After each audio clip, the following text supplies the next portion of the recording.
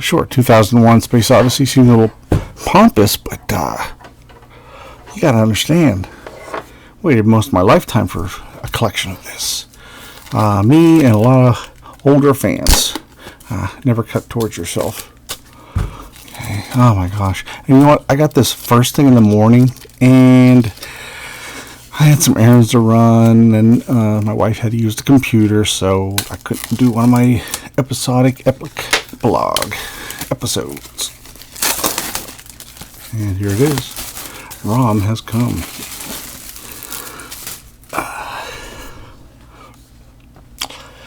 Bill Mantlo and Sal Buscema, Nobody But. I've been waiting for my to see the spine like that. It covers so much good stuff. I bought the first issue because at that time I was buying first issues of everything. Initially, I'm not even a teenager.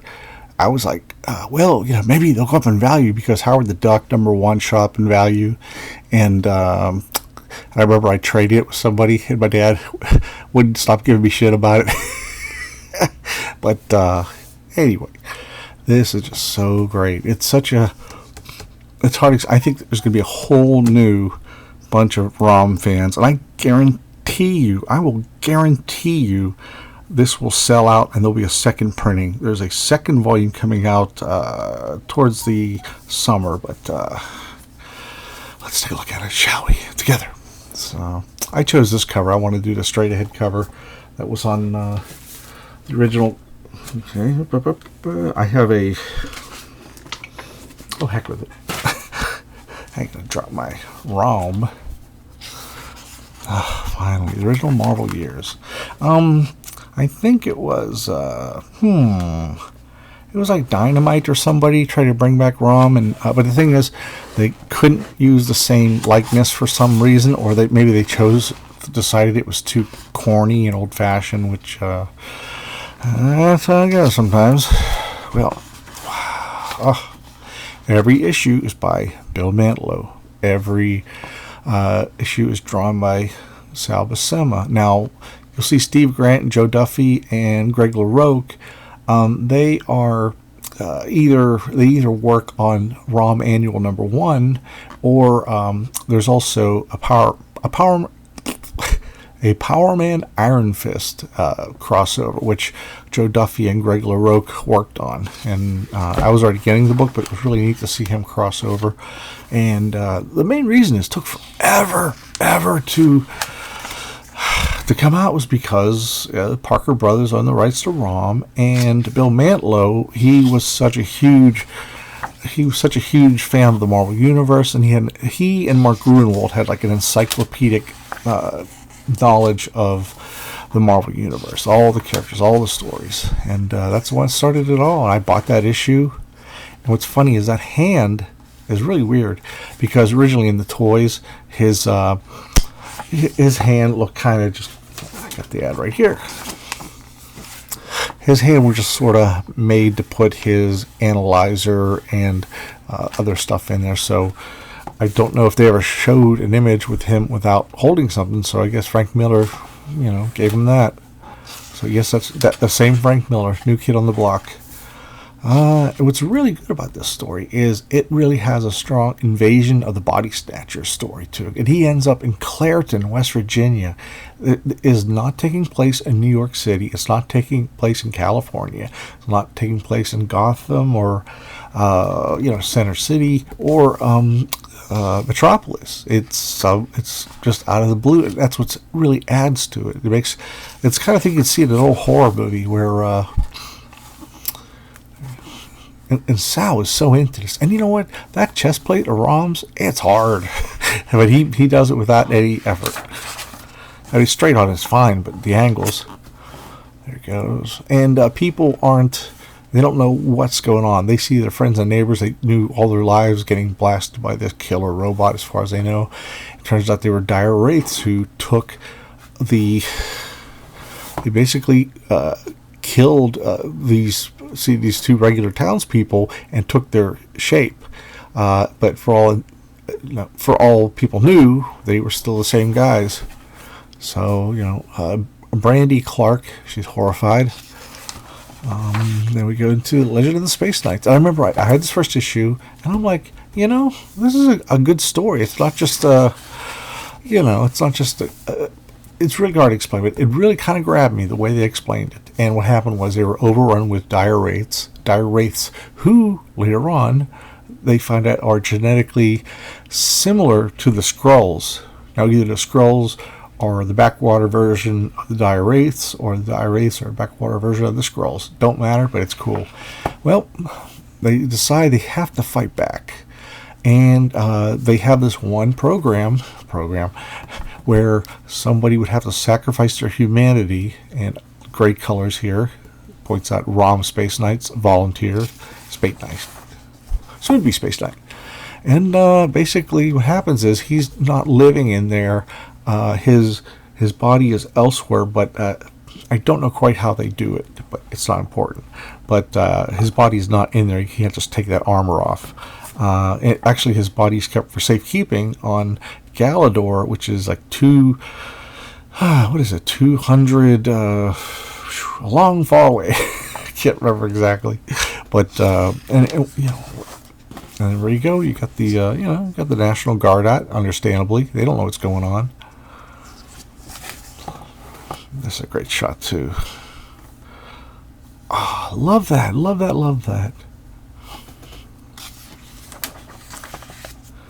I can't wait to read this. About 2 years ago, I read the entire run of ROM Space Knight, the floppies, and I loved them. And I'm looking forward to reading them again on better paper. And what I like was, in this first 2 issues or so, the shade was kind of a purplish blue. I like that better. They just went to standard blue after a while. That's neato.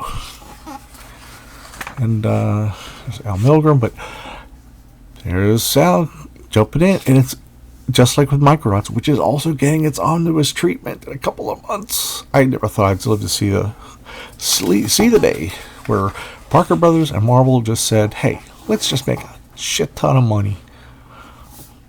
I'm not going to go through every page, but I'm just trying to give you the early on. I have to do the setup, and these are dire wraiths disguised as people of influence, a politician, a shield agent, a little of everything.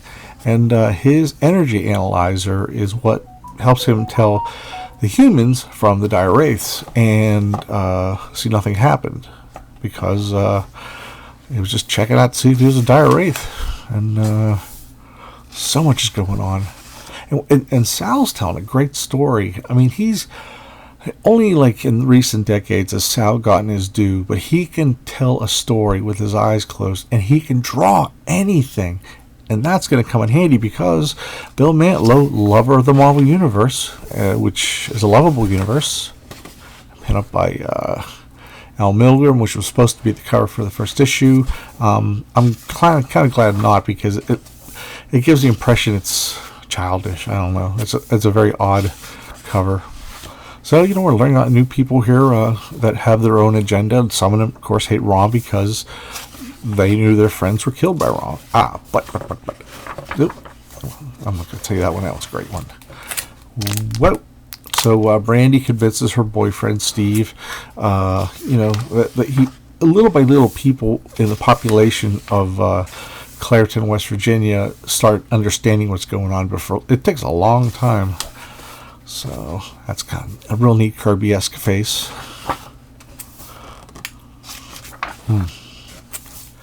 So it's like, not only is he okay, here we go, baby. Michael Golden. Oh man. I need to get some extra copies of these issues. There's a few issues where Golden does work for like 6 issues. I'm gonna have to get all 6 of them like doubles to frame in a comic book size frame, because God, they're breathtaking. I mean, from the beginning, Golden was just super impressive. So he's choking this one guy. He's turning. I told you nothing. And then the Black Wing comes. Bill and Sal managed to make an entire, not backstory, a legend, a lore out of this toy. And I can't cheat you this. There is another Michael Golden cover. Like, wow, all that lighting. That just wasn't really done back then in Golden. He's influenced so many people in the later 80s and 90s. Nice up angle there.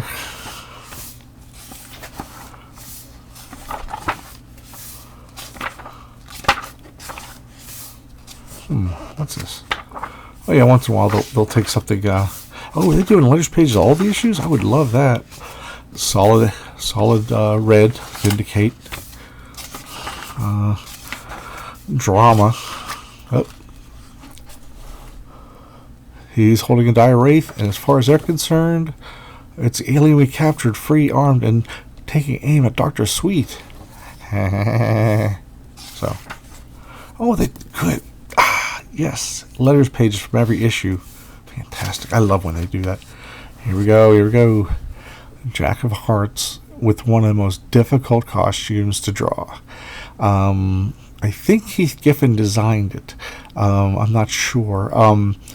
I think he did, and then later on Dave Cockrum did a three-way turn image of how his costume works, from the side, from the back, and Keith did an issue of, I think he started off in, never mind, who cares, it's, I'm getting off track as I tend to do. So it's like, just sounds like, hey, another character, got a billion details on him, not a problem. That's the amazing thing, because he just really could absorb, he had this magic way of like cluing into how an established character or a new character should look. And so he brought a lot of, he'd done FF also, but got that android. I love that. The awesome android from the Mad Thinker. That's an android with all these inner workings. Nice babyface Bob Layton cover. Don't blast the one I love. Oh, yeah? So, I mean, what's great is it's not just one story. It's good. There is progression. There is character development. And not everybody is perfect. So it's really exciting. And, ROM's presence really shakes up this town in a variety of ways. And the other thing, too, is it's a small town, relatively small town, or in West Virginia, and they're not really talking to outside sources. It's sort of like their little hidden secret.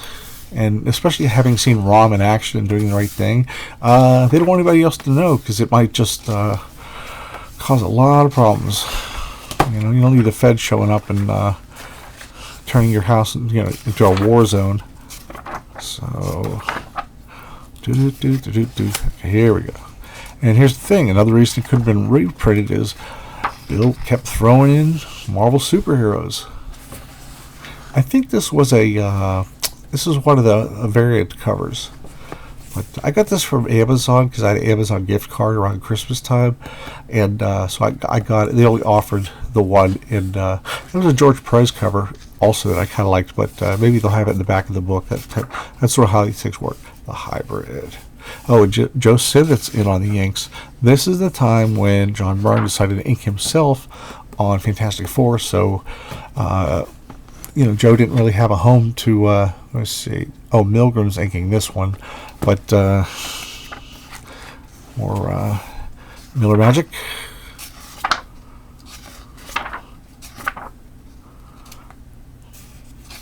And get this, he has a ray that doesn't necessarily kill the dire wraiths, but it sends them to this world of limbo. Like for years and years and years he's been doing this, and it's they're basically stuck in another universe or something like that where there's no help, and in a fit of genius, a year and a half later, bring back the Space Phantom from Avengers number 2 in 1962 or 3, and another golden cover. And it's just because he hadn't really planned that. It's just like he goes along, and Bill knew. There you go. He's intangible. Bill knew all these. He had this setup world, and he knew all the Marvel characters. So he would little background here: Saga of the Spaceknights, how they became. Great stuff. I don't know who did that, but that's pretty sweet. I like the colors. man, so many of these covers have really, really great colors. And, you know, and here the colors are simple, but, you know, that's okay. You know, is this Joe Sennett? I think it is. I dare think so. Let's see. Yeah, Joe Sennett inker. Okay. And like I said, it was, you know, Burns' inks on himself actually wasn't that bad. People hated it from the very start, but I thought it was okay. And then about 6 months into it, he got really, really good at it. And having seen on another book, it was almost like having two great books instead of just one great book. Wow.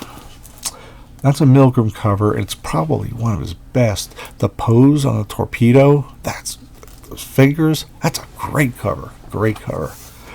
I like how the TM is in the comma here.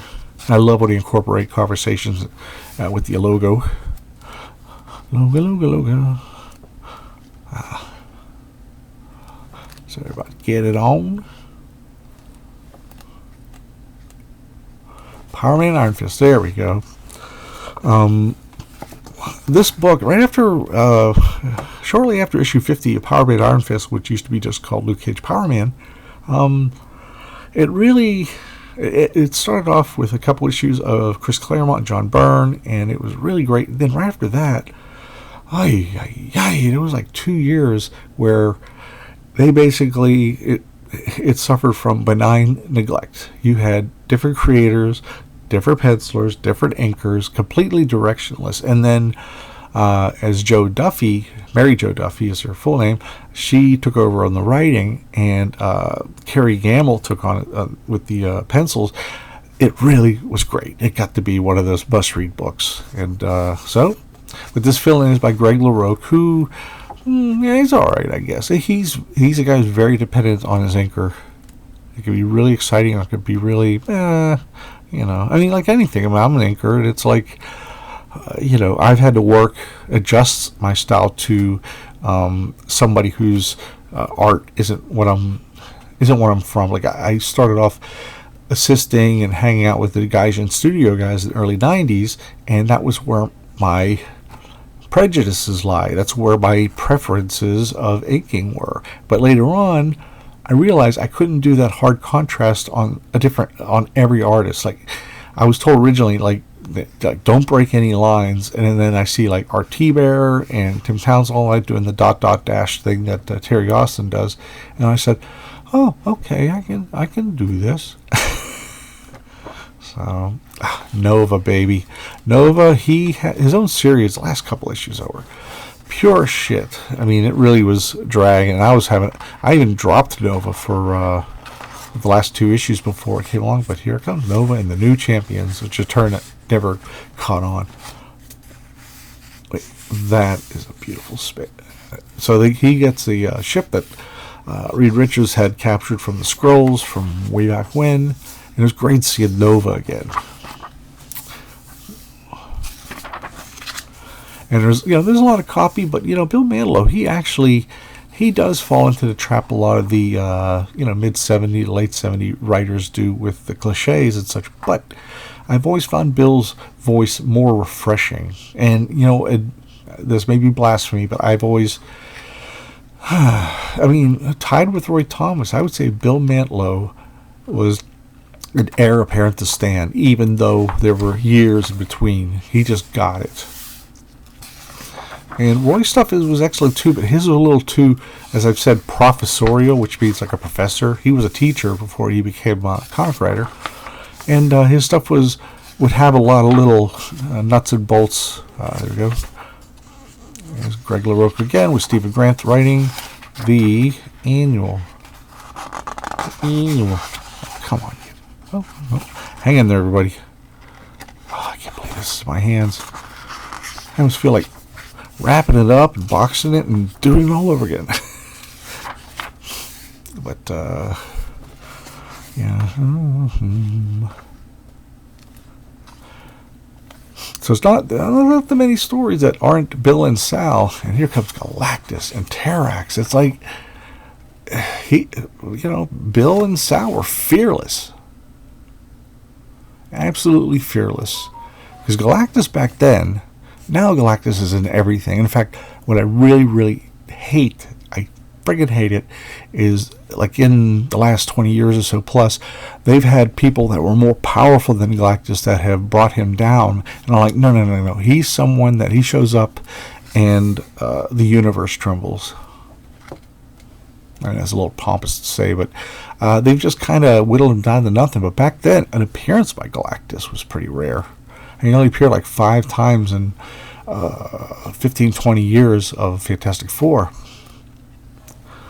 Special announcement. Here comes the Micronauts. Oh, so good, so good. I love that. He comes, a Silver Rider of the Space Waves. He seeks sustenance for his mighty master Galactus. He is ROM.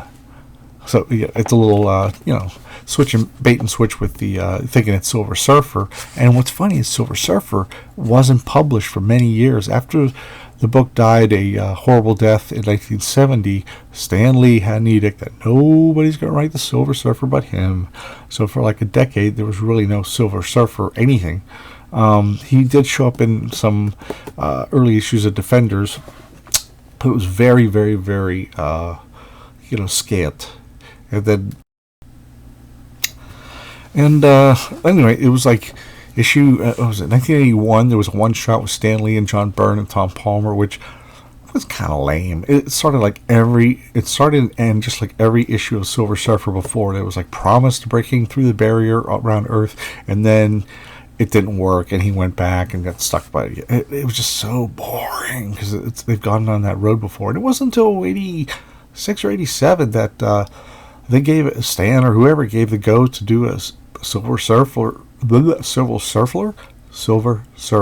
monthly series. It to be written by Steve Englehart and penciled by Marshall Rogers. It was pretty cool. And then shortly after, I think Ron Lim took over, like after a year and a half or so. That's so great. And Galactus is hard to draw too. Gosh.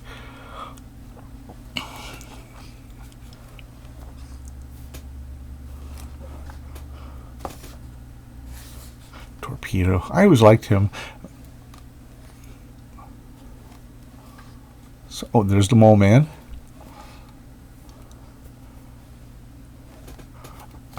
Okay. ROM 29. Oh, get this. He's at a funeral for a comrade who died, and he runs into the missing link. It was like an old Hulk foe. He met him like a couple issues when the Hulk finally got his own series in, I don't know, 68 or so, and he appeared like one other time. It's like within 10 years he appeared twice, and this is his third time. And I'm like, Bill's not just he's not taking the lazy way out. He's not just doing the hot characters, the cool tough ones. He's plucking out these obscure characters that if you're a hardcore Marvelite. And even if you didn't know anything about the missing link, you knew he had a history. I mean, you learned this history through it. And that's what made ROM so enjoyable. Evil is on the run, on the run. Okay. Okay. Here's the house ad that they use also. Like I said, that purple, I really liked it. But, And what's funny is also that, who did this? Who is this? Oh, great. It's like dark red on black. Perfect. I don't know why people do this. It's for a pitch for a ROM comic book penciled by John Romita Jr., inked by Maurice Severin. It was later published in the back cover of Comics Reader in 1979. So, wow, the colors are weird with the red, but, trying everything. And here, wow, what's that too? I'll get into it later, but there's house ads. And original art. Oh my gosh, that's good. I love that. And who did that? Unused cover, by Ed Hannigan. Wow, that's a shocker. But I can see it. It's not. I mean, Ed's so much better at covers. So that was just a Sal Buscema action cover of ROM. I can't even imagine, because Sal doesn't sell a lot of his original art. He really doesn't. I used to think, he's done thousands and thousands of pages. I mean, he's super prolific, and I thought, there we go. I knew we'd get that. Thank God. George Perez, 2013. Man, that's beautiful. Oh, I just love that. And I never seen him do ROM before. I've seen a lot of commissions lately that, the last decade or so, where people are asking artists to draw ROM, and talk about the creators. And it was Bill Manilow, Sal Buscema, all the way through. In fact, they did all the way up to like 56 together, and then maybe that, and then Ditko, Steve Ditko, took over from editor Mike Carlin. Got Ditko. Oh, that's so wonderful. So wonderful. Well, I hope you enjoyed this preview. I want to stay up for like an entire day and just read this bad boy, but I'll read some of it, but I gotta do grown-up stuff. Boo, grown-up stuff. Well, I hope you enjoyed this, and as much as I've enjoyed showing it. And you guys have a great day, and check out ROM. You might like it. So it's classic Marvel. That's it. Take care, everybody.